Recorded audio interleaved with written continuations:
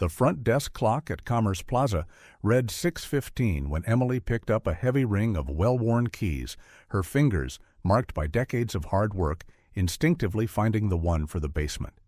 It was the largest and oldest key on the ring, its once brass tip now dull and tarnished.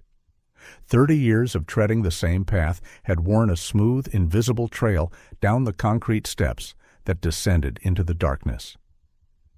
The overhead fluorescent lamp sputtered and flickered 3 times before casting its steady, humming glow, a familiar morning ritual. Emily adjusted the light blue apron over her simple gray uniform, her deliberate pace a telltale sign of a sleepless night. The cleaning cart sat waiting in its designated corner, its wheels groaning softly as she guided it toward the main hallway. Something felt off that morning. The air held a strange, heavy silence that felt almost physical. Emily paused, her wrinkled hands gripping the cart's handle. Years of this routine had honed her senses to the slightest disturbance in the building she knew as intimately as her own home. A barely audible rustle came from behind a stack of shipping boxes at the far end of the basement. It could have been another of the building's resident rats. She'd certainly seen her share down here. But there was an unusual quality to the sound, something that caused a knot to tighten in her chest, a feeling she hadn't experienced in a very long time. Leaving the cart, Emily moved quietly toward the boxes, the scent of damp concrete mingling with the faint aroma of the peanut butter and jelly sandwich she'd packed for her break, wrapped carefully in aluminum foil. It was the same kind of sandwich her mother had made for her when times were tough. A muffled sob, so quiet it was nearly swallowed by the hum of the light, made Emily freeze in her tracks. Her eyes strained to adjust to the deep shadows the fluorescent bulb couldn't penetrate. There, huddled between 2 large cardboard boxes, she saw a pair of scuffed sneakers, far too small to belong to any of the building's tenants. "Hello?" Her voice emerged, softer and more concerned than she'd intended. "Are you all right back there?" The silence that followed felt immense, broken only by the incessant buzz of the light overhead. Emily took another cautious step, her hands held out as if approaching a frightened animal. A slight shift between the boxes revealed a small face, smudged with dirt and tear tracks. It was just a child, a boy no older than 5, Emily guessed, and her heart constricted painfully. The boy was swallowed by a coat that was much too large for his small frame, his dark, messy hair falling over wide, terrified eyes that were locked on her. "You must be hungry," Emily murmured, more to herself than to him. Her fingers fumbled in her apron pocket for the sandwich. The foil crinkled, gleaming under the light as she unwrapped it, the familiar scent of peanut butter filling the space between them. The boy's gaze was fixed on the sandwich, his eyes tracking her every move. Emily knew that look intimately. It was a look she had seen in her own reflection during a lean childhood when the cupboards at home were empty. With deliberate slowness, she tore the sandwich in half. "Would you like to share my snack?" she offered, keeping her voice low and steady as she crouched down, ignoring the sharp protest from her knees. "It's not much, but it's fresh. I bought the bread this morning." For a long moment, nothing happened. The boy remained perfectly still, a small, frightened statue in the gloom. Then, very slowly, a small, grimy hand emerged from the shadows, hesitating in the air before finally accepting the offered half. Emily watched in silence as he took the first timid, cautious bite. The second bite was larger, more desperate. A lump formed in her throat as she watched him devour the food, crumbs tumbling onto his oversized coat. "Do you have a nice name?" she asked gently, after he had managed to swallow a few bites. He paused his chewing for a moment, his eyes meeting hers for the first time. They were deep, soulful eyes, filled with a sadness no child should ever have to know. Before he could answer, a noise from the stairwell shattered the fragile moment. Heavy footsteps descending, accompanied by distant, booming voices. The effect was instantaneous. The boy shot to his feet, clutching the rest of the sandwich to his chest.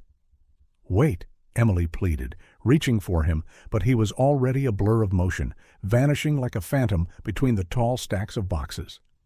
"Please, there's no need to be afraid." It was too late. The sound of his frantic footsteps faded into the depths of the basement until all she could hear was the hum of the light and the approaching footsteps of the building's custodian making his morning rounds. Slowly, she pushed herself up, her knees groaning in protest. Her eyes scanned the space between the boxes where the child had been hiding. There was nothing left but a few scattered breadcrumbs on the dusty concrete, the only evidence that he hadn't been a figment of her imagination. Emily returned to her cleaning cart, but her movements were now automatic, her mind a world away. Unanswered questions swirled in her head. Where did that boy come from? Why was he all alone? Why did he need to hide in the dark? The image of his haunted eyes stayed with her throughout the day. Something about that look resonated with a forgotten part of her memory. She thought of her own mother, Katherine, and her oft-repeated saying that sharing a piece of bread could be the difference between despair and hope. As she went about her duties, cleaning hallways, sweeping stairs, polishing brass handrails, Emily couldn't shake the feeling that her encounter with the boy in the basement was not by chance. Her intuition told her she would see him again. What she didn't realize was how soon that reunion would be, and under what life-altering circumstances. That evening, after hanging her uniform in the small closet of her apartment in Queen Village, Emily prepared 2 sandwiches for the next day, one for herself and another for a small visitor, who she hoped would need one more act of kindness. Wednesday morning broke gray and heavy, with clouds that promised rain. Emily pulled a simple black shawl over her shoulders as she walked through the wrought iron gates of Restful Pines Cemetery, a small bouquet of white daisies clutched in her hand, her mother's favorites. Dew clung to the headstones like a delicate, tearful veil, and the only sound was the soft crunch of her shoes on the damp grass. It had been 6 months since Katherine's funeral, but the ache of her loss was as sharp as ever. Emily knew the path by heart, 3rd row past the old oak, 4 graves to the right. Her weekly visits were a sacred ritual, a time to connect with her mother, to share the small triumphs and quiet struggles of her week. Today she had something important to tell her. She couldn't stop thinking about the boy in the basement. Katherine had always possessed a unique gift for seeing the unseen, for noticing those who needed help the most. Emily wondered if, without realizing it, she was starting to follow in her mother's footsteps. The sun made a timid attempt to break through the cloud cover as she rounded the final bend in the stone path. She stopped dead, her heart lurching in her chest before beginning to pound. There, kneeling before her mother's grave, was the same boy from the basement, still wearing that impossibly large coat. His small hands were carefully placing freshly picked wildflowers on the earth, Queen Anne's, lace, and field daisies, some with damp soil still clinging to their roots. Emily stood frozen, afraid that the slightest sound or movement would frighten him away again. The boy hadn't seen her. His lips were moving, forming silent words as if he were speaking directly to the headstone. Silent tears carved clean paths down his dirty cheeks. "Miss Kate," she heard him murmur, "I brought your favorite flowers today. I found them in the same place you showed me, near the Lakeside YMCA. The bouquet in Emily's hands trembled as her own tears began to well up. The boy continued, his small voice thick with a heartbreaking sorrow. Yesterday a lady gave me a sandwich, just like the ones you used to make for me, with peanut butter." He sniffed, wiping his nose on the sleeve of his coat. "I miss you. Why did you have to leave?" An involuntary sob escaped Emily's lips. The boy spun around, his eyes wide with alarm. For a moment they just stared at each other, the woman in the black shawl and the dirt-smudged boy, bound together by the loss of the same person. "You?" Emily took a hesitant step forward, her voice trembling. "You knew my mother?" This time the boy didn't bolt. His eyes, red-rimmed from crying, grew even wider as recognition dawned. "You're the sandwich lady," he whispered, then glanced back at the headstone, a look of confusion on his face. "Miss Kate was your mother?" Emily nodded, moving slowly until she could kneel beside him. Her daisies joined his wildflowers on the grave. "She never told me she had a daughter," the boy said quietly, fiddling with the frayed edge of his coat. "She helped me at the Lakeside YMCA. She gave me food and," his voice faltered, "told me stories." "What's your name, sweetheart?" Emily asked gently. "Ethan," he answered, and for the first time a small, fragile smile touched the corners of his mouth. "Miss Kate used to call me Mike." Emily felt as if the world had stopped turning. Memories started to surface, fragmented and blurry. Her mother coming home late these past few months, always with extra bags of groceries, speaking vaguely about the kids at the center. Katherine had always had a heart big enough to encompass the world, but there had been something different about her behavior just before. "Ethan," she began, choosing her words with care, "why are you here alone? Where is your family?" The tiny smile vanished as quickly as it had appeared. Ethan hugged his knees, retreating into himself like a snail into its shell. "At home," he mumbled, "but Deborah doesn't like it when I leave. She won't let me go to the center anymore, since Miss Kate." His voice trailed off, but the unspoken words hung heavy in the air between them. "Deborah is your stepmother," Ethan finished, and the tone of his voice made Emily's heart ache. "My dad works a lot, and after my mom went away, He bit his lip hard. Emily fought the urge to pull him into a hug, afraid that any sudden move would shatter this delicate trust. Instead, she pulled the second sandwich from her pocket, offering it as a bridge between them. "You must be hungry," she said softly. "I'm sure my mother would be happy to see us sharing a snack here." Ethan looked from the sandwich to the headstone as if seeking permission. When he finally took the foil-wrapped package, his small hands brushed against hers, and she felt how cold they were. "Miss Kate used to make them just like this," he said after the first bite. "She even cut the crusts off. Cut the E." As they ate in a comfortable silence, Emily studied the boy with new eyes. Her mother always said there were no coincidences, only appointments with destiny. Why had Katherine never mentioned Ethan by name? What had been happening in those final months of her life? And why did this little boy have to sneak around just to visit a grave? The distant toll of a church bell made Ethan jump. "I have to go," he said abruptly, scrambling to his feet. "Deborah will be waking up soon." "Wait," Emily called, her voice gentle. "Will you come back?" Ethan had already taken several steps, but he stopped and turned. His eyes met hers, and for a fleeting second, Emily saw the same spark of quiet determination her mother used to have. "Every Wednesday," he replied. "Miss Kate taught me that promises are sacred." Before Emily could say another word, he disappeared among the headstones, leaving only the wildflowers as proof he had been there. She remained by her mother's grave as the first drops of rain began to fall. "What were you trying to tell me, Mom?" she whispered to the gravestone. "What secrets did you keep to protect this boy?" The wind rustled through the trees, making the daisies dance on the grave. In that moment, Emily was certain that her 30-year routine was about to be irrevocably changed. Her mother always said that some people enter our lives by chance, but stay by destiny. Standing up, Emily gently rearranged the flowers one last time.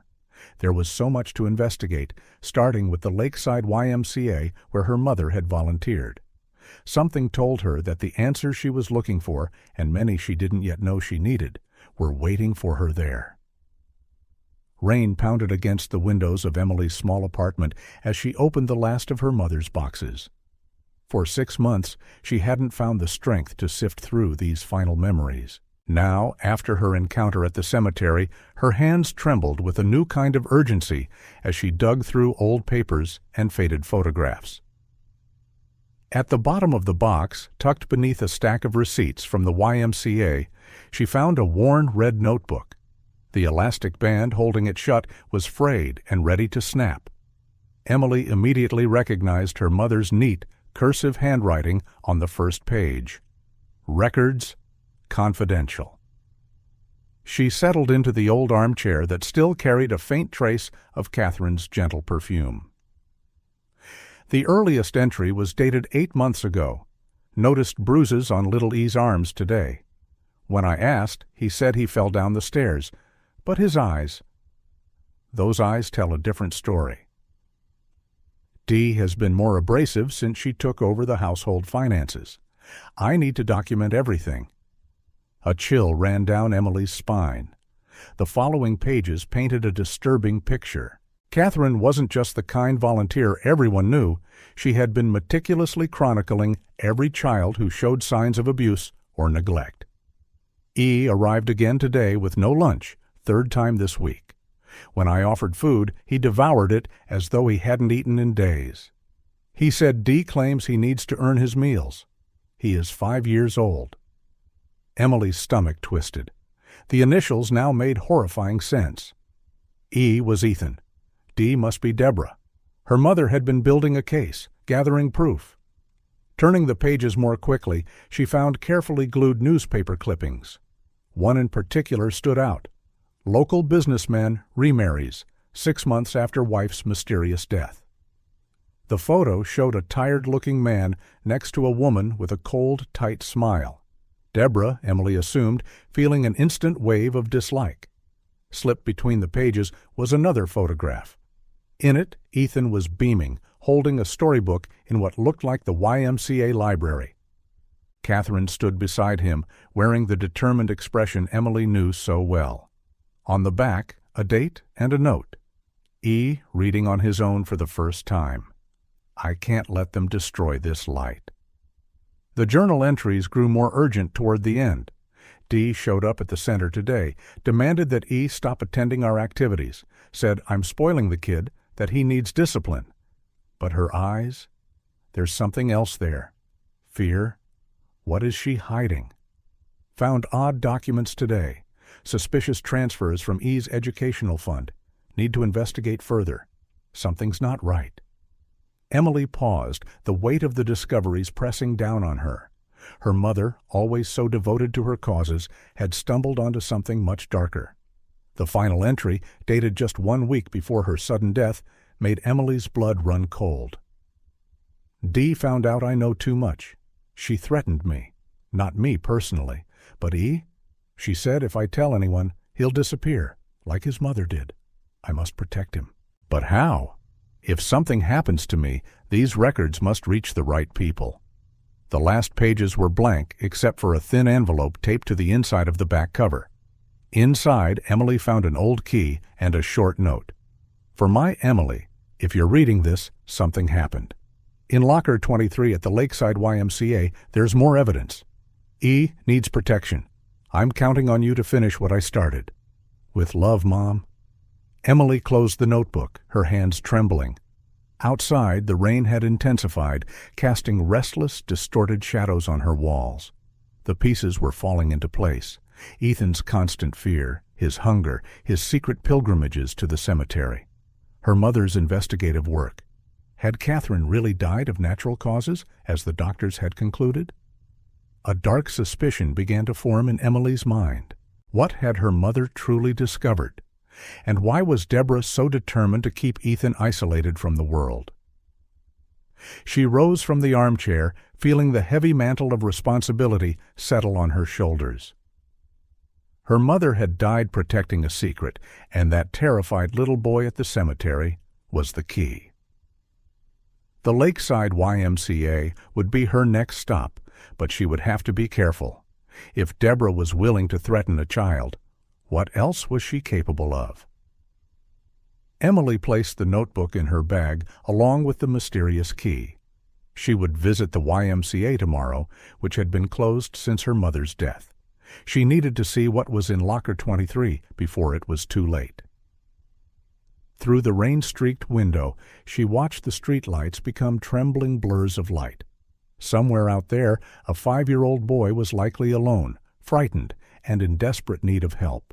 Her mother had risked everything to protect him. Now, it was her turn.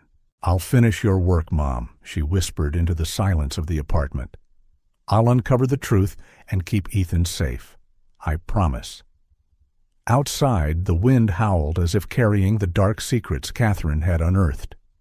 Emily knew she was stepping into deep and dangerous waters, but there was no turning back. Some promises had to be kept, no matter the cost. The Lakeside YMCA looked smaller and sadder than Emily remembered. The dusty windows reflected the morning sun, revealing faded posters from past events still clinging to the glass. Her hand shook slightly as she fitted the old key into the staff entrance, a door her mother had used countless times. The lock turned with a rusty groan, and the door creaked open, releasing a stale smell of disuse and forgotten memories. Emily switched on her phone's flashlight, its beam dancing across the peeling paint on the walls.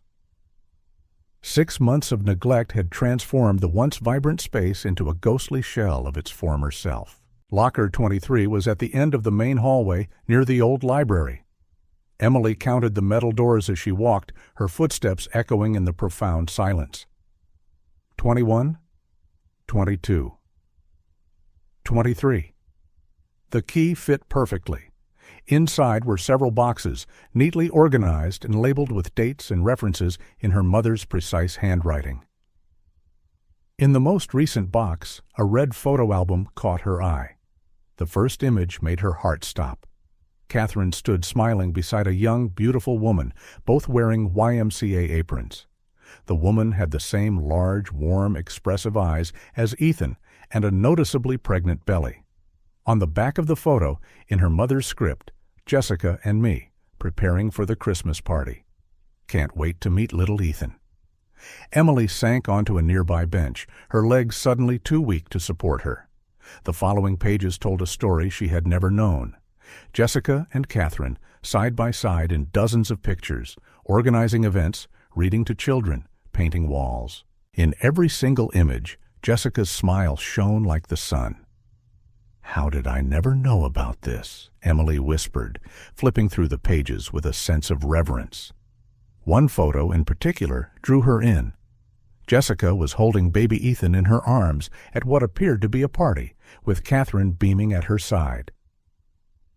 The tiny bundle wrapped in his mother's arms bore little resemblance to the frightened boy Emily had met in the basement. In the background, partially obscured, stood a woman with a severe, cold expression. Deborah. Deeper in the box, Emily found a folder labeled Financial Records, Irregularities. The documents inside revealed a complex web of suspicious transfers and falsified reports, all pointing to one person, Deborah Miller, who was then an accountant at the center. Internal memo, confidential, read one paper. Preliminary investigations show significant discrepancies in the center's accounts. D. Miller is to be suspended pending clarification. The dates on the documents matched the period when Jessica was still alive. Emily continued to sift through the papers, her heart racing with each new discovery. Fake receipts, unrecorded donations, money siphoned from children's programs. At the bottom of the folder, a manila envelope contained carefully clipped newspaper articles. The first headline made Emily gasp. Domestic accident claims life of young mother. The photo showed Jessica, her smile forever frozen, in black and white. But it was a yellow sticky note attached to the margin of the article that made Emily's blood run cold. In her mother's hurried handwriting, "This was no accident. Jessica discovered something. Deborah involved. Check old accounting files." Emily pulled out her phone and began meticulously photographing every document, every note, her hands shaking, but her resolve hardening. That was when she heard footsteps echoing in the main hallway. Quickly, she shoved everything back into the locker, except for one photo of Jessica with baby Ethan, which she slipped into her pocket on pure instinct. She switched off her flashlight and pressed herself flat against the wall, holding her breath. The footsteps drew closer. A sharp female voice cut through the silence, speaking on a phone. "Yes, I need to check a few things at the old center. No, nobody's come here since that meddling old lady died. Of course, I'm sure. I personally made sure all the important documents were—" Wait, something's off. Emily recognized the voice. Deborah. Her heart hammered so loudly she was certain it must be audible. The beam of a flashlight danced down the corridor, moving closer to locker 23. With silent, careful movements, Emily slid behind an old bookcase. Through the dusty shelves, she could see Deborah stop directly in front of the locker, her silhouette framed by the faint light filtering through the grimy windows. "Someone's been here," Deborah muttered to herself, examining the lock. But who? The phone in her pocket vibrated, startling her. "Yes? No, I can't talk right now." "Fine, I'm on my way." Deborah hesitated, casting one last suspicious glance at the locker before turning and walking briskly away. Emily waited a full 10 minutes before she dared to move. When she finally stepped out from her hiding place, her legs were trembling. The photo in her pocket felt like it was burning, a tangible piece of evidence connecting the threads she was starting to weave together. Outside, the late afternoon sun was beginning to fade. Emily locked the side door carefully, knowing she would need to be far more cautious from now on. Deborah was clearly still watching over the center. Why? What else was hidden in that abandoned building? As she walked home, clutching the picture of Jessica and baby Ethan, Emily thought of her mother. Katherine had died trying to protect that boy, trying to expose a truth someone desperately wanted to keep buried. "What did you find out, Mom?" she whispered into the wind. "And what really happened to Jessica?" The puzzle pieces were falling into place, forming a picture far darker than she could have ever feared. Emily knew there was no turning back. She was in this too deeply now. For Ethan, for Jessica, for her mother, she had to uncover the truth, no matter the cost. The photo in her pocket was more than just evidence. It was a silent promise to a mother who would never see her son grow up, and to another mother who had died protecting him.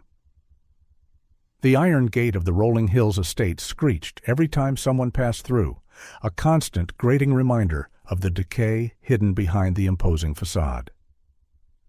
Emily adjusted the gray uniform, borrowed from a friend at her cleaning agency, trying to appear as inconspicuous as possible as she climbed the marble steps of the service entrance. "So, you're the new housekeeper," the house manager, an older woman with tired eyes and tightly pinned gray hair, examined her from head to toe. "Mrs. Miller demands absolute discretion, no unnecessary chit-chat, especially with the boy." Emily nodded, keeping her gaze lowered to hide the flicker of anger that rose in her chest. After 2 weeks of careful planning, she was finally inside the house where Ethan lived, or rather, survived, based on what she now knew. "Start on the second floor," the house manager instructed, "and remember, if the madam is home, you're to be invisible." The second floor was a labyrinth of long corridors and closed doors. Emily worked methodically, her years of cleaning experience allowing her to tidy each room while her eyes scanned for any revealing details. Ethan's room was the smallest, almost barren of toys.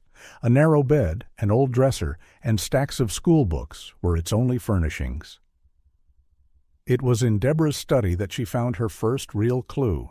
While dusting a bookshelf, a notebook slipped and fell, scattering papers across the floor. Among them, Emily recognized her mother's handwriting on a series of index cards, detailed notes on suspicious behavior. 0312. E showed up with bruises on his arms. D claims he fell down the stairs, but the marks don't match. 03 Port 15. Child has no lunch again. D says it's discipline. 03 Port 20. Found suspicious transfers from the education fund. Need more proof. Emily quickly snapped photos with her phone before carefully putting everything back. Her heart nearly stopped when she heard the sharp click of high heels in the hallway. She grabbed her duster, pretending to be absorbed in cleaning a high shelf. Deborah walked in, her cold eyes sweeping the room before landing on Emily. "You're new," she stated, her voice as sharp as broken glass. "Yes, ma'am. First day." Deborah studied her for a moment that stretched into an eternity. "You remind me of someone." "This is my first time working in a private home," Emily lied smoothly. "I've always worked in office buildings." Deborah shrugged, losing interest. "Just make sure you clean properly, and stay out of my stepson's bedroom." After Deborah left, Emily let out a breath she hadn't realized she was holding. She continued her work, now with heightened caution. While cleaning the hallway, she heard muffled sobs coming from Ethan's room. Her first instinct was to rush in, to comfort him, but she knew she had to be patient.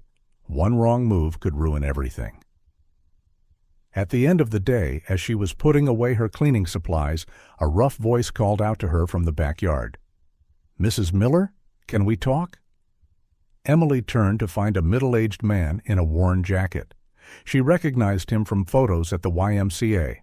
Tom Evans, the former coordinator. "Not here," she whispered, subtly indicating the security cameras with her eyes.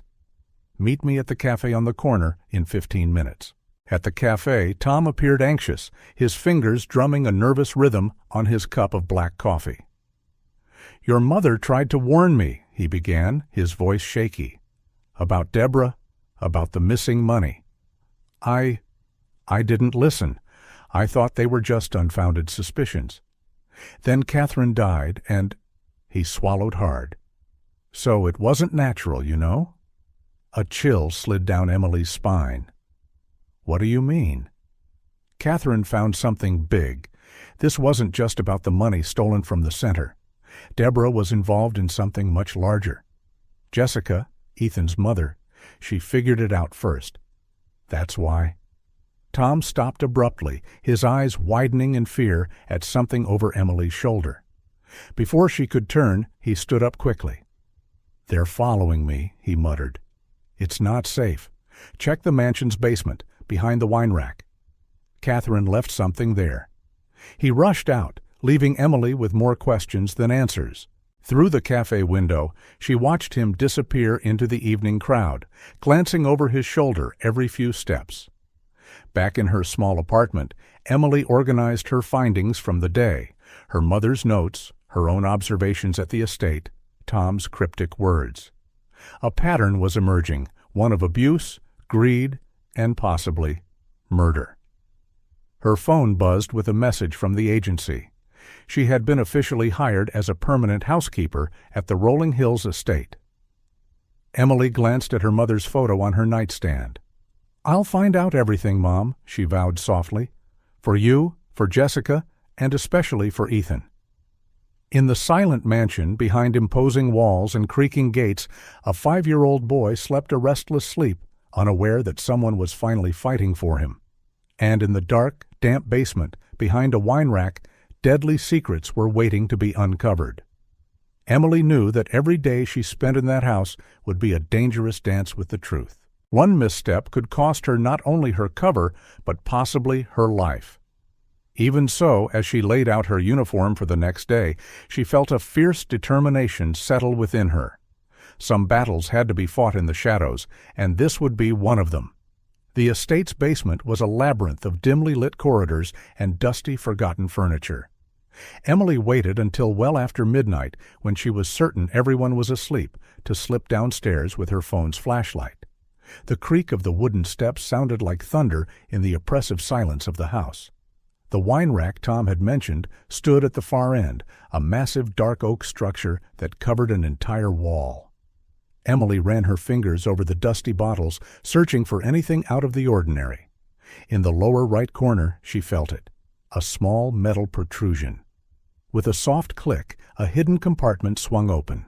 Inside was a plastic folder, sealed with duct tape. Her heart nearly stopped when she saw her mother's handwriting scrawled across it. "Evidence. Give to the police if I die." A door slammed shut upstairs. Emily froze, instantly killing her flashlight. Footsteps. Someone was awake. Clutching the folder to her chest, she ducked behind an old tool rack.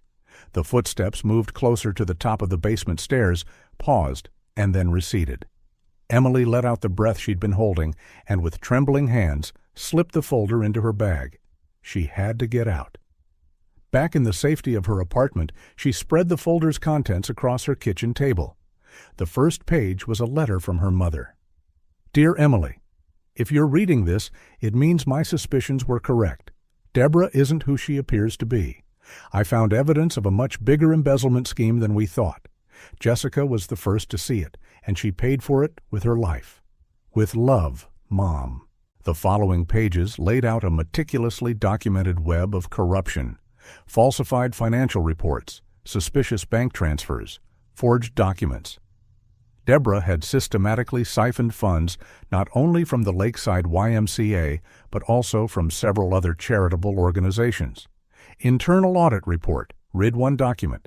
Discrepancies identified over the past 18 months total over $2 million embezzled. Signed, Jessica Anderson. The date of the report was 3 days before Jessica's accident. Emily also found a flash drive hidden at the bottom of the folder. Her hands shaking, she plugged it into her laptop.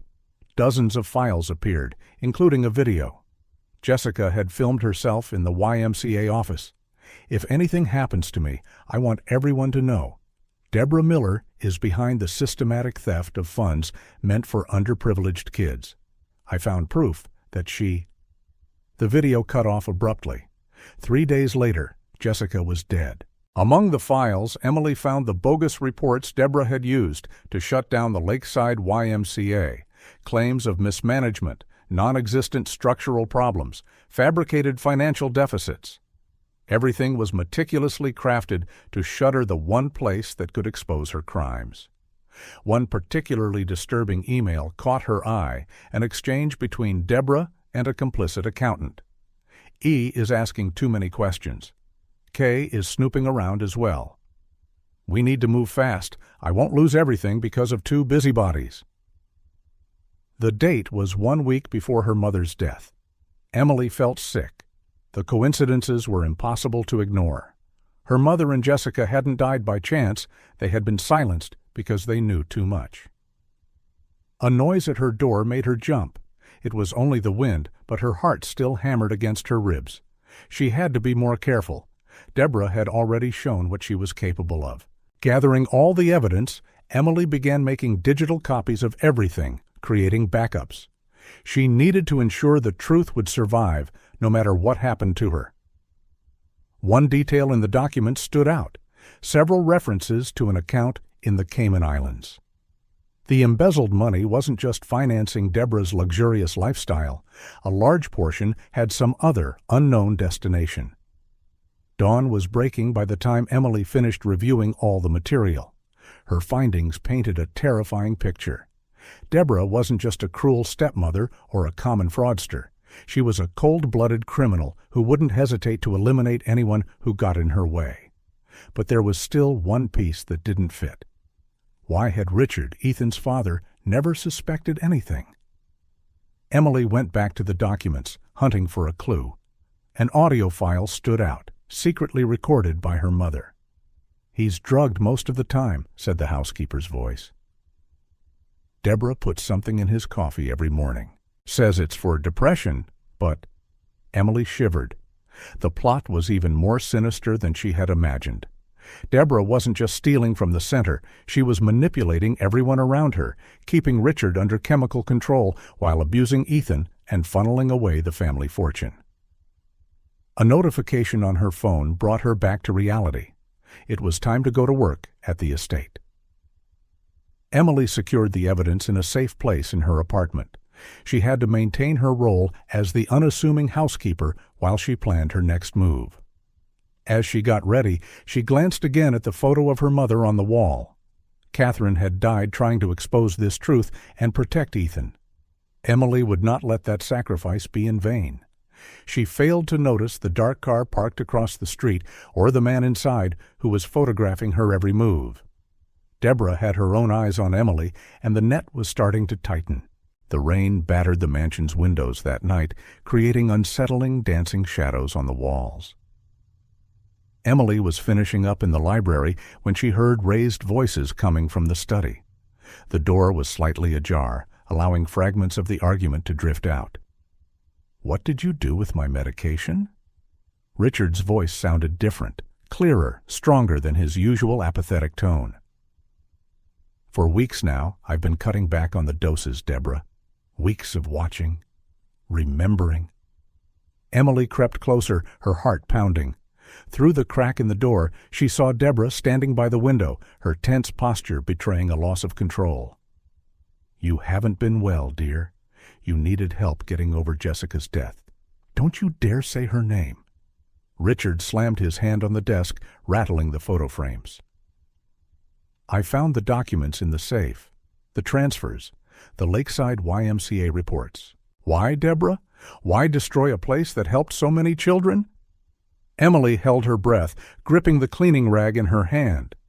Through the window's reflection, she saw Deborah's expression twist into something she'd never seen before, a terrifying mix of fury and desperation. "You understand nothing," Deborah hissed. That center was a threat. Jessica and that meddling Katherine, always snooping, always asking questions. They were going to ruin everything. "What are you saying?" Richard's voice went weak. "Your precious Jessica," Deborah laughed, a cold, humorless sound. "So devoted, so righteous. She found out about the money transfers, threatened to expose me. She thought she could corner me with her moral high ground." Emily discreetly pulled out her phone, hitting record. Her hand shook, but she kept it steady, aimed at the crack in the door. "What did you do?" Richard asked, horror creeping into his voice. "It was so easy," Deborah continued, her voice almost dreamlike. "The brakes on her car. She never suspected a thing until it was too late. And Katherine," she shook her head, "she should have learned from Jessica's example. But she didn't. She kept investigating, threatening to expose everything. You killed Jessica? And Katherine too?" Richard staggered, leaning against the desk. "My God. Ethan, our son. Your son!" Deborah exploded. "Always your son. Do you know how much money was set aside for him? Millions, in a fund I couldn't touch. Jessica made sure of that in her will. And Katherine, that meddling old woman, found out I was trying to access the funds." Silent tears streaked Emily's face as she continued to record. Every word was a confession, every sentence a glimpse into Deborah's profound cruelty. "I threatened to hurt the boy if she didn't back off," Deborah continued, bitterness dripping from her voice. "It worked for a while, but she left evidence, didn't she? With that daughter of hers who's a cleaning lady." Emily's blood ran cold. Deborah knew. "Emily," Richard murmured. "The new housekeeper. She's Katherine's daughter. Did you think I wouldn't notice?" Deborah gave a hollow laugh. "The same eyes, the same gait. I have people watching her every move. But it doesn't matter now. She can't prove anything." "I've already proven everything," Emily said, pushing the door open and stepping into the study, her phone still recording. "I've recorded every word. It's over, Deborah." Chaos erupted in seconds. Deborah lunged at Emily, but Richard held her back. At that exact moment, police officers burst through the mansion's main doors. Emily had triggered a silent alarm on her phone moments before. "You don't understand," Deborah screamed as officers handcuffed her. "I did it all for the money. The money Jessica and that old woman wanted to waste on useless charities." Emily ran upstairs, finding Ethan curled up in his room, clutching a worn teddy bear. His eyes were wide with fear. "It's all right now," she whispered, hugging him close. "Your mom and my mom can rest in peace. No one will hurt you anymore." Richard appeared at the door, tears and guilt etched onto his face. "Ethan," he called softly. "Son, I'm so sorry. I should have known. I should have protected you." As the police gathered evidence and led a struggling Deborah away, Emily stayed with Ethan and Richard. The rain outside was beginning to subside, as though nature itself recognized that the darkness had finally been brought into the light. The next day, newspapers splashed the headline, "Businesswoman confesses to murders and embezzlement at community center." The families of the victims would finally see justice, and the Lakeside YMCA would reopen, stronger than ever. Freed from the drug's influence, Richard began the painful process of reconnecting with his son. His first clear-headed decision was obvious: reopen the Lakeside YMCA as a foundation in memory of Jessica and Katherine. Emily found a letter from her mother in her mailbox, left with a lawyer to be delivered if the truth ever came to light. "Dear Emily, if you're reading this, it means you've managed to finish what I started. Protect Ethan, help Richard heal, and never forget. Love is stronger than greed, and truth always finds its way into the light. With all my love, Mom." Emily folded the letter gently, tucking it away with the photo of Jessica and baby Ethan. Some battles are fought in the shadows, but true healing happens in the light. For Ethan, that healing would start now, surrounded by the love that two mothers had sacrificed their lives to protect. Late that afternoon, the sky darkened with an unsettling speed, as though nature sensed an oncoming storm. Emily was organizing the last of the evidence in her apartment when her phone rang. It was the estate's house manager, her voice shaky with panic. "Emily, she's gone crazy. Deborah took Ethan." She grabbed a bunch of papers from the office and dragged him out. He was screaming. Thunder roared across the sky as Emily rushed to her car. The rain was beginning to fall, first in scattered drops, then in blinding sheets that reduced visibility to almost nothing. Her hands gripped the steering wheel as she called Richard. "I've already alerted the police," he said, his voice breaking, "but Deborah disabled the GPS on her car. We have no idea where." Emily slammed on the brakes, a sudden memory flashing through her mind like lightning. A story her mother used to tell about secret shelters in the Lakeside YMCA for kids in dangerous situations. "The basement of the center," she murmured. "Mom always said there were hidden places down there, places no one would think to look." "The center's been closed for months," Richard replied, "but Deborah worked there. She'd know about them." Emily took a sharp turn, the tires skidding on the wet pavement. The Lakeside YMCA was 10 minutes away under normal conditions. With this storm, every second felt like an eternity. Her thoughts drifted to Ethan. The boy had already endured so much. His mother's death, Deborah's abuse. Her mother's words echoed in her mind. "Some children carry more pain than they should. It's our job to show them there's still kindness in this world." The old building appeared through the curtain of rain, its once inviting facade now eerie and foreboding in the stormy dusk. Deborah's car was parked around the back, partly concealed by overgrown shrubs. Emily parked a distance away and turned off her headlights. The police were on their way, but every second was precious. She grabbed the flashlight she always carried and sent her location to Richard. The back door was ajar, clearly forced open. Emily entered quietly, her steps muffled by the storm raging outside. The musty, abandoned smell was stronger now, and rainwater dripped through leaks in the ceiling, forming puddles on the dusty floor. A distant sob echoed through the empty corridors. "Ethan." Emily followed the sound, her heart pounding like a drum. She knew this place like the back of her hand. How many afternoons had she spent here, watching her mother work? Katherine had set up several safe spots, but the main one was in the basement, behind a false wall in the old storage room. Voices grew clearer as she approached the basement stairwell. Deborah's voice, shrill with hysteria. "Shut up! This is all your fault. And that busybody mother of yours. If only you'd kept quiet. You hurt my mom." Ethan's voice was frightened, but carried a surprising sliver of courage. "And Miss Kate, too." The sharp sound of a slap echoed through the walls. Emily had to steady herself, resisting the powerful urge to charge down the steps. She needed to be smart. Deborah was obviously unstable, and Ethan was in danger.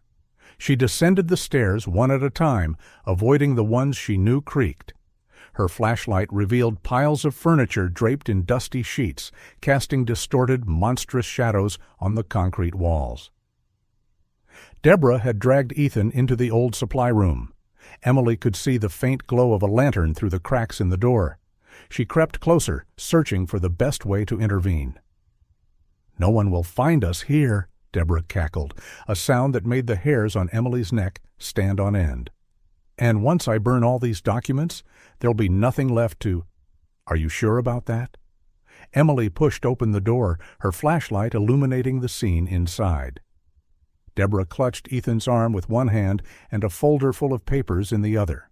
Her eyes shone with a wild, cornered fury, her normally impeccable hair now disheveled and plastered to her face by the rain. "You," she snarled. "Always you. Just like your mother, sticking your nose where it doesn't belong." "It's over, Deborah," Emily stepped forward. "The police are on their way. Richard knows everything. Let Ethan go." "Nothing's over." Deborah yanked Ethan closer, making him wince in pain. "You think I'm going to lose everything because of some kid and a cleaning lady?"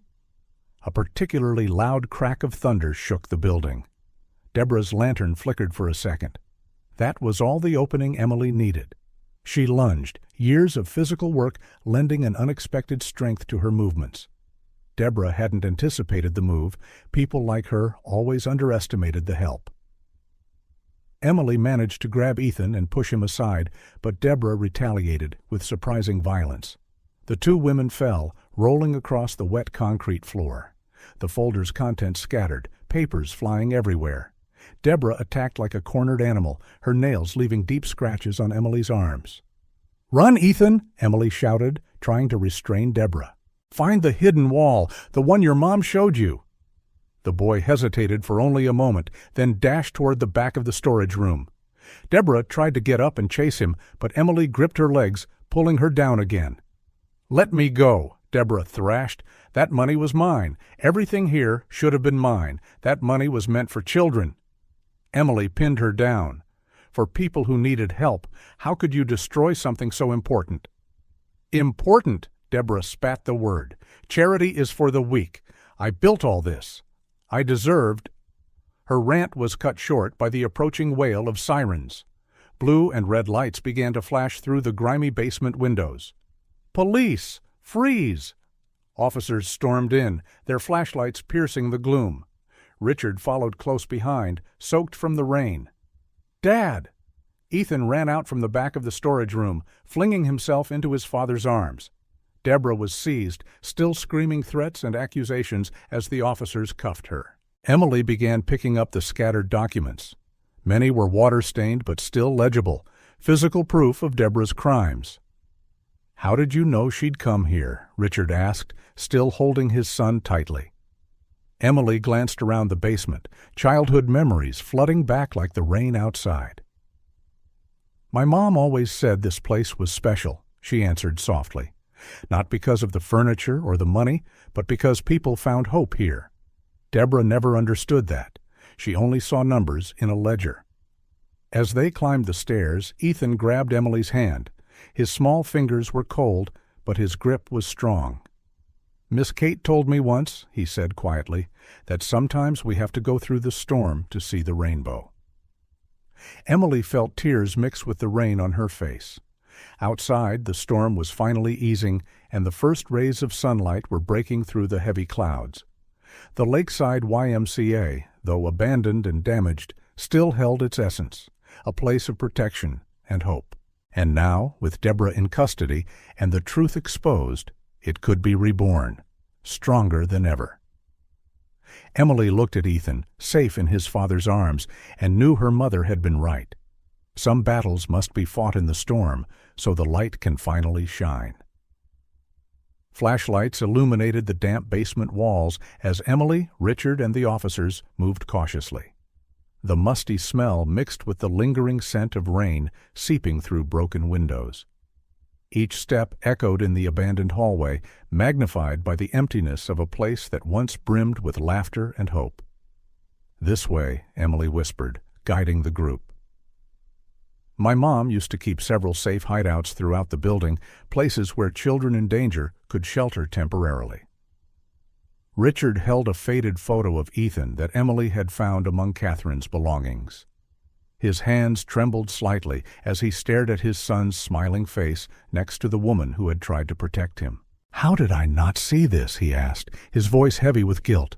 "All this time."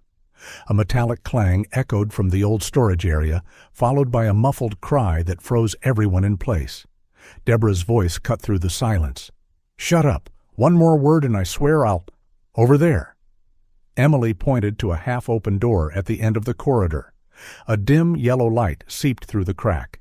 Sergeant Matthews, leading the police team, signaled his officers to position themselves. Emily knew every inch of this place. She'd spent countless afternoons here, watching her mother turn a simple basement into a refuge of hope. "There's a second entrance," she whispered to the sergeant, "through the old pantry." I can show? A deafening crash cut her off. Deborah must have knocked something heavy over, and Ethan's panicked voice echoed, "No, please, don't burn that. Those are Miss Kate's stories." Emily didn't wait for the police signal. Driven by a force she never knew she possessed, she sprinted toward the pantry. She remembered the secret pathway her mother had built, a false panel behind old shelves. As the officers prepared to enter through the main door, Emily slipped silently behind the hidden panel. The scene she discovered made her heart stop. Deborah stood near an old fireplace holding a familiar notebook, Katherine's story journal for the kids at the center. Ethan was crouched in a corner, silent tears streaming down his dirty face. "Nothing will remain," Deborah cackled, a hysterical broken sound. "No evidence? No memories? Nothing." "Those stories aren't evidence, Deborah." Emily took a step forward, causing them both to turn. "They're love, something you never understood." "Emily!" Ethan tried to run to her, but Deborah grabbed his arm. "Don't move," she yanked the boy. "Or I swear I'll—" "You'll do what, Deborah?" Emily kept advancing slowly. "Hurt another child? Destroy more lives? Aren't you tired of all this hatred?" The flickering lantern cast dancing, distorted shadows on Deborah's face, highlighting the desperation in her eyes. She still held Katherine's journal in one hand, the other gripping Ethan's arm hard enough to leave bruises. "You don't understand," Deborah shook her head frantically. "I deserved that money. I spent years running this place, watching people like your mother and Jessica hand out resources to anyone." To children who needed it, Emily cut her off, like Ethan, like I once did. At that moment, Ethan acted. Years of fear and submission gave way to a courage he never knew he had. With a swift, desperate move, he bit Deborah's hand. She screamed, releasing both the boy and the journal. Ethan sprinted into Emily's arms just as the police burst in through the main door. "Freeze! Police!" Deborah looked around like a trapped animal. For a second, it seemed she might surrender. Then, in a final desperate move, she grabbed a bottle of cleaning fluid that had been left behind and hurled it against the wall near the fireplace. The flammable liquid quickly spread, hitting either a spark or exposed wiring. In seconds, a wall of fire sprang up between Deborah and the police. "If I'm going down," she screamed through the flames, "I'm taking everything with me." Emily pulled Ethan behind an old metal shelf, shielding him with her body. The fire was spreading fast through the paper and old wood. "Everyone out," Sergeant Matthews ordered. "This building is too old. It's going to collapse." "No!" Ethan clung to Emily. "Miss Kate's stories. We can't let them burn." That was when Emily saw it. The journal had fallen close to them, away from the flames. In a swift motion, she grabbed it and handed it to Ethan. "The secret path," she said, nudging him toward the panel she'd come through. "Remember how your mom showed you?" Ethan nodded, clutching the journal to his chest. "Go! I'm right behind you!" Through the thickening smoke, Emily glimpsed Deborah trying to escape through a basement window. 2 officers reached her first, restraining her while others fought the flames with extinguishers. Emily followed Ethan through the hidden passage, coughing from the smoke that seeped into every corner. The narrow path echoed with the child's footsteps ahead of her, steady and sure. Emerging into the cold night air felt like being reborn. The rain had lessened to a light drizzle, and first responders surrounded the building. Richard ran toward them as soon as he saw them come out. "Ethan! Emily!" He wrapped them both in a tight, desperate hug. Thank God. As firefighters battled the blaze and Deborah was taken into custody, Ethan opened Katherine's journal, saved from the flames. Its yellowed pages held more than stories. It held drawings, photos, little mementos of every child Katherine had helped. "Here's where I used to hide," he said quietly, pointing to a photo of him smiling next to Katherine in a cozy corner of the basement. Miss Kate turned an old cabinet into a special reading nook, just for me. There were cushions, books, even a little lamp. Emily sat next to him on the curb, with Richard on the other side. The boy continued, When Deborah locked me in my room without dinner, I'd run away here. Miss Kate always knew I was coming. She left sandwiches and hot chocolate hidden. She said sometimes we have to make our own safe places in the world.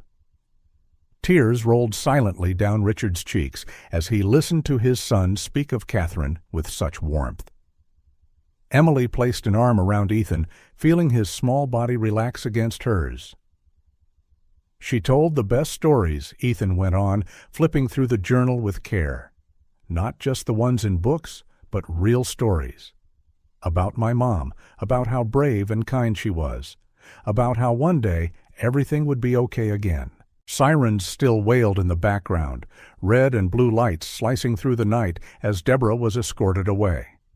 The fire had been contained, leaving only part of the basement damaged, as though the building itself refused to let all its memories be destroyed.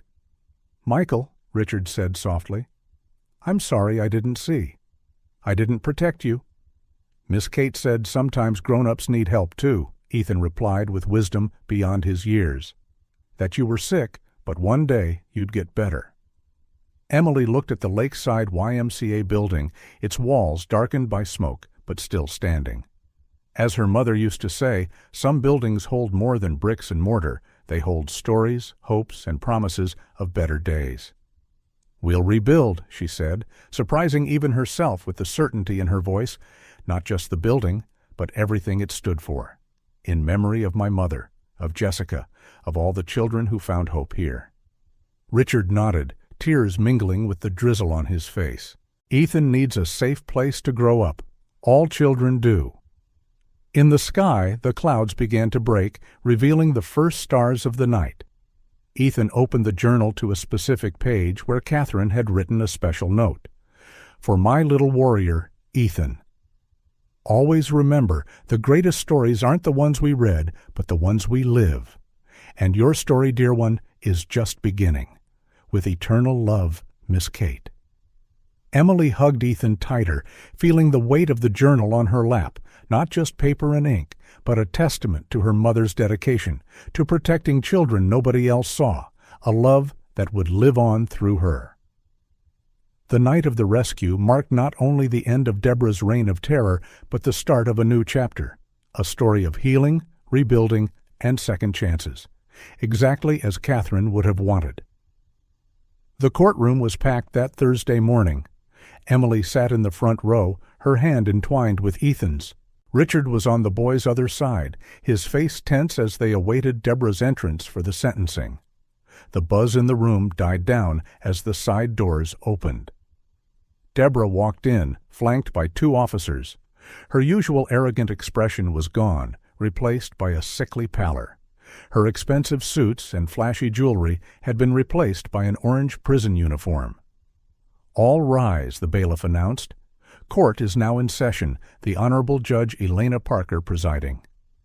The judge, a gray-haired woman with a piercing gaze, adjusted her glasses as she surveyed the documents before her. The prosecutor had built a solid case, backed by the evidence carefully collected by Katherine and later by Emily. "Deborah Miller," the judge began, her voice echoing in the silent chamber. "This court finds you guilty of all charges. 2 counts of first-degree murder, embezzlement, forgery, child abuse, and attempted destruction of evidence." Emily felt Ethan tighten his grip on her hand. Over the past weeks, during the trial, each sordid detail of Deborah's crimes had come to light. "Before I pass sentence," the judge continued, "I want to underscore the particularly heinous nature of these crimes. You not only stole funds intended for underprivileged children, but you deliberately took the lives of 2 women whose only wrongdoing was trying to protect those same children." The prosecutor stood, holding a thick folder. "Your Honor, with your permission, I'd like to present the final report on Mrs. Katherine Miller's work at the Lakeside YMCA." The judge nodded, and the prosecutor began to read. For 15 years, Katherine Miller kept detailed records of every child who passed through the center. More than that, she created a protective network for minors at risk. The case of young Ethan Anderson is just one among dozens she documented and followed. Silent tears ran down Emily's face as the prosecutor went on. Jessica Anderson, Ethan's biological mother, worked alongside Katherine at the center. Together, they discovered the financial irregularities committed by Deborah Miller. Jessica confronted Deborah with the evidence, and 3 days later, she died in what was then deemed a car accident. Richard held Ethan, who was now crying openly. Learning the truth about his mother's death was both painful and liberating. Katherine Miller continued the investigation in secret, keeping coded records and evidence in multiple locations. She knew the risk she was taking, as demonstrated by this letter found among her possessions. The prosecutor held up a sheet of yellowed paper. "If anything happens to me, all the evidence is secured. Deborah Miller is not just a fraudster, she's a murderer. She killed Jessica to silence her, and I fear I'm next. But I can't abandon these children, especially Ethan. Some battles are worth the sacrifice." It felt like the entire courtroom was holding its breath. Deborah slumped in her chair, all her previous arrogance gone. Katherine Miller's supposed heart attack, the prosecutor continued, occurred on the day she planned to turn all her evidence over to the police. A revised autopsy confirmed traces of a toxic substance in her body. The judge replaced her glasses, her gaze now fixed on Deborah. "Ms. Miller, your crimes show a level of premeditation and cruelty this court rarely sees. Therefore, the sentence—" Emily held Ethan tightly as the judge handed down the sentence: life in prison with no possibility of parole. Deborah would be transferred that very day to a maximum security facility. When the session ended, Richard turned to Emily and Ethan, determination shining in his eyes. "There's something I want to show you," he said, ushering them out of the courtroom. 20 minutes later, they parked in front of the Lakeside YMCA. The building still bore scars from the recent fire, but a new sign stood out across the facade. "Coming soon. The Katherine and Jessica Foundation. A place of hope." "I bought the building back," Richard explained, his voice thick with emotion. "We're going to rebuild it, bigger and better than before. Every cent Deborah stole will be returned, with interest, to help more children." Emily gazed in awe at the architectural plans Richard unrolled on the hood of the car. The new project preserved the warm spirit of the old center, but expanded its facilities considerably. "Here," he pointed, "we'll have a library named after Katherine, and this wing will be called Jessica's Place, focusing on educational and arts programs. The basement," he smiled at Ethan, "will be turned into a special storytelling area." Ethan, who had been quiet until then, finally smiled. "Can we use Miss Kate's journal? It has so many wonderful stories." "Of course, sweetheart." Emily ruffled the boy's hair. "And we'll create new stories, too. That's what your mother and mine always wanted, a place where stories of hope could carry on." Richard cleared his throat, visibly moved. "Emily, I'd like you to run the foundation. There's no one better suited to continue Katherine and Jessica's work." Emily felt her heart race. It was as though her mother had orchestrated it all, the meeting with Ethan in the basement, the discoveries, even her role in the new foundation. "Some battles are worth the sacrifice," she echoed her mother's words, looking at the building that would soon come back to life. "And some stories need to keep being told." As the afternoon sun cast a golden glow on the old center's facade, Emily, Richard, and Ethan remained there, united not just by the tragedy they had faced, but by the promise of a better future. Justice had been served, but more importantly, Katherine and Jessica's legacy of love and hope would live on through those left behind. Katherine's story journal, saved from the flames that terrible night, would hold a place of honor in the new library. Its pages would continue to inspire generations of children, reminding everyone that even in the darkest nights, there is always hope, exactly as Katherine and Jessica would have wished. The smell of fresh paint mingled with the scent of new books as Emily unlocked the doors to the renovated community center. Soft morning light filtered through newly installed stained glass windows, creating a kaleidoscope of colors on the polished wooden floor. "Watch out for the paint," she called, laughing as Ethan ran down the hallway holding a stack of drawings. Over the past few weeks, he had changed dramatically. His once fearful eyes now shone with a contagious joy. "Look, Emily," he called, spreading the drawings on a table in the new activity room. "I made one for each story from Miss Kate's journal." Emily approached, touched.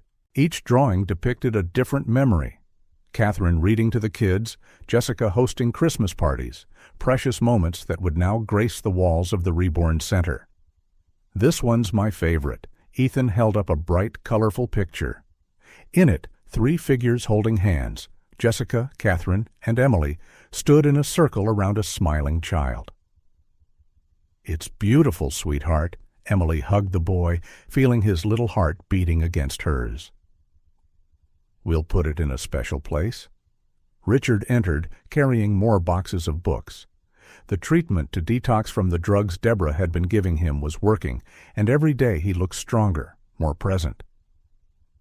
"I found something interesting in Katherine's old office," he said, placing a faded blue folder on the table. "Seems to be a plan for a children's library." Emily opened it with reverence. Inside were detailed sketches, notes, and a statement penned by her mother. "The library will be more than just a place for books.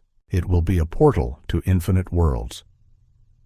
Every child who walks in will find not just stories, but possibilities, a place where dreams can grow, sheltered from life's storms." Architectural drawings showed a circular space with low shelves accessible to younger kids, cozy reading nooks filled with colorful cushions encircling a central area designed for storytelling.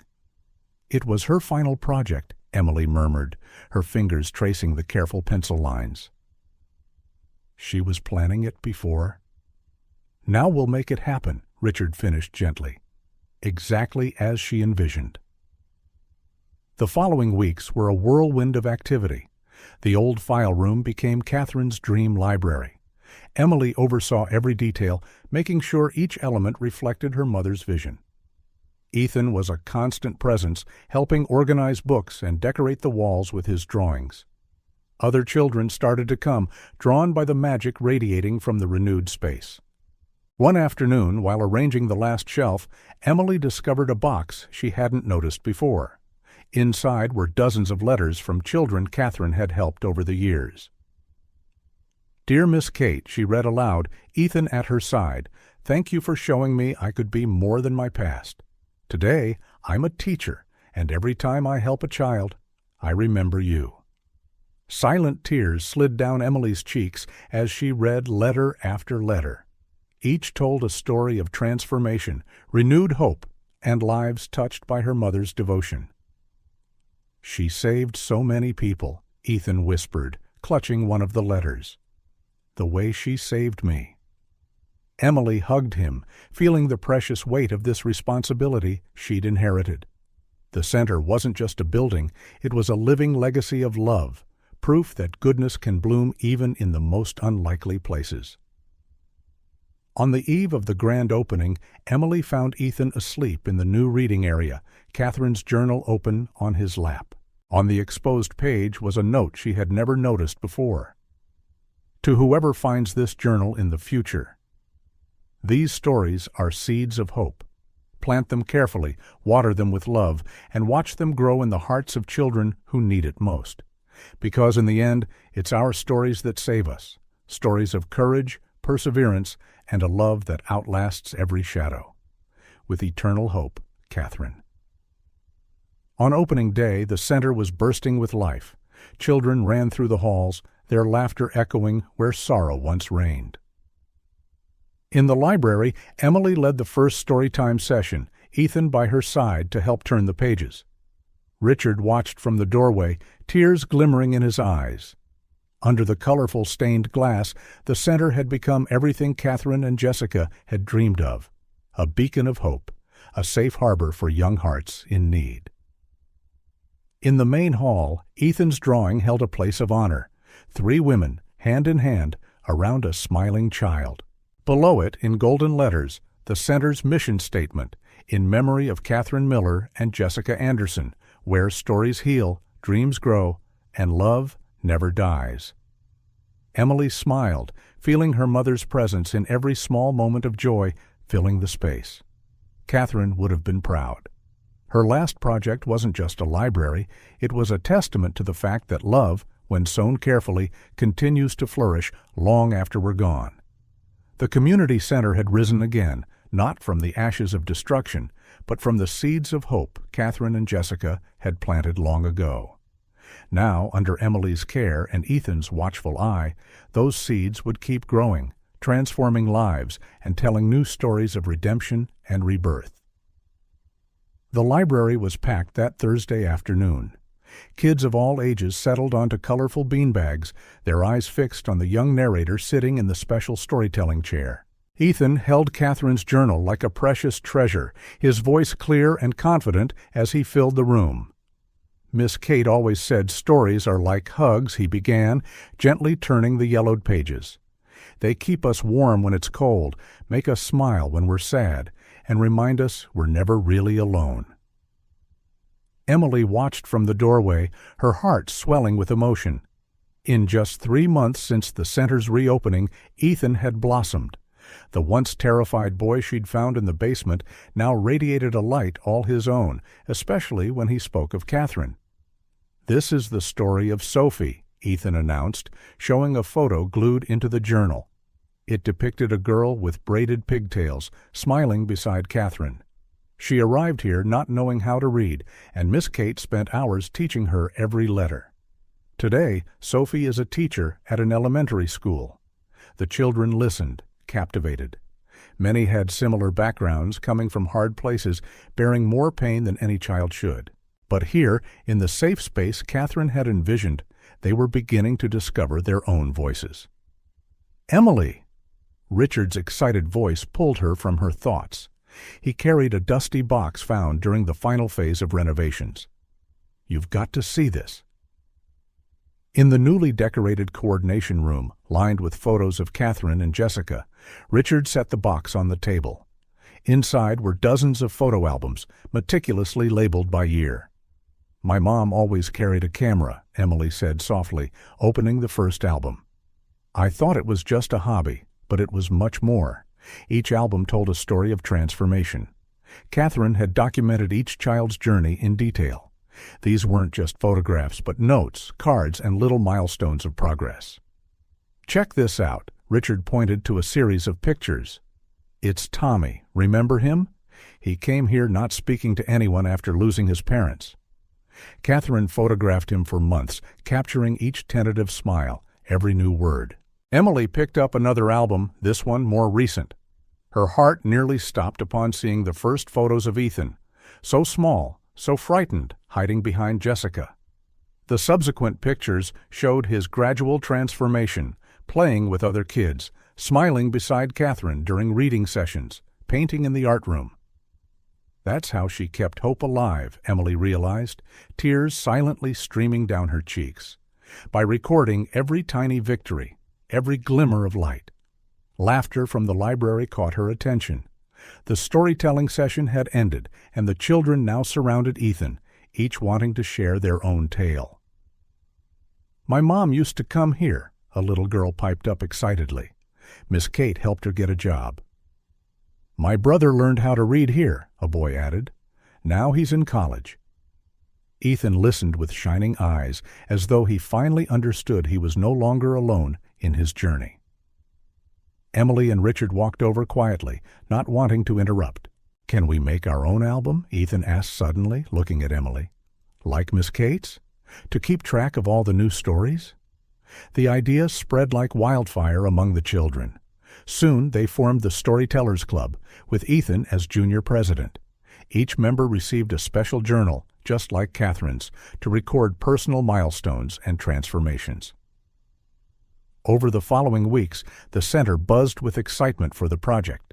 The walls were adorned with story trees, large murals where each leaf held a different memory. Older kids helped younger ones write and illustrate their experiences. Emily found Ethan one day, carefully arranging his own photo album.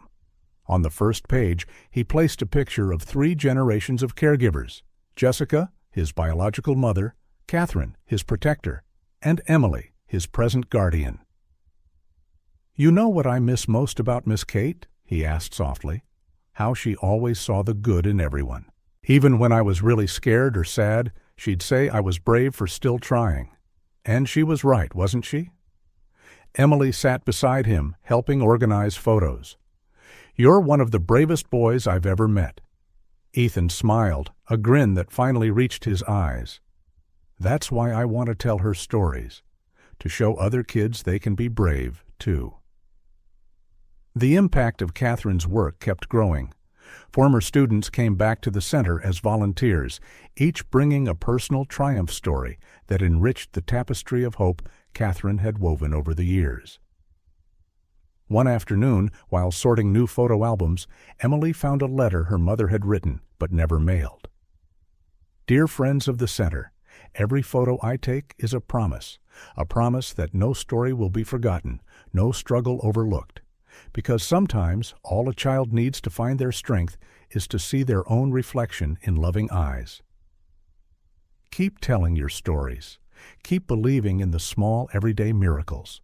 That's how hope survives, passed on like a precious flame, lighting the way for those who follow. With eternal love, Katherine." Emily tucked the letter into the center's new album alongside the latest photos. Ethan telling stories, children laughing in the library, new chapters unfolding daily. The community center had become more than a place of service. It was a sanctuary of living memories where past and present intertwined in a dance of healing and hope. Katherine's stories lived on, not just in her journal's pages, but in the smiles of the children who now filled the hallways with renewed joy. And Ethan, the once frightened boy hiding in a basement, was now helping others find their voices, their courage, their inner light, just as Katherine always knew he would. A year had passed since that stormy night in the basement. It was a sunny Wednesday, and the community center's garden was full of children helping Ethan pick flowers. White daisies, Katherine's favorites, mingled with wild blooms in bright little bouquets. Emily watched from the porch, her heart brimming at the sight of Ethan's transformation. Now 6, he was known as the Story Keeper, always ready to share a Miss Kate memory with every new child who arrived. "Is everyone ready?" she asked as the children lined up with their bouquets. They had a tradition. On the last Wednesday of each month, they visited Katherine and Jessica's graves, bringing flowers and fresh stories. The small group walked through the local cemetery, now not a place of fear or sorrow, but one of deep connection. The side-by-side headstones were always well tended, a reflection of the frequent visits. "Can I start today?" Ethan asked, kneeling between the graves. His father, Richard, rested a supportive hand on his shoulder. "Hi, Mom." "Hi, Miss Kate," he began, his voice clear and sure. "I brought some special people with me today. This is Lisa.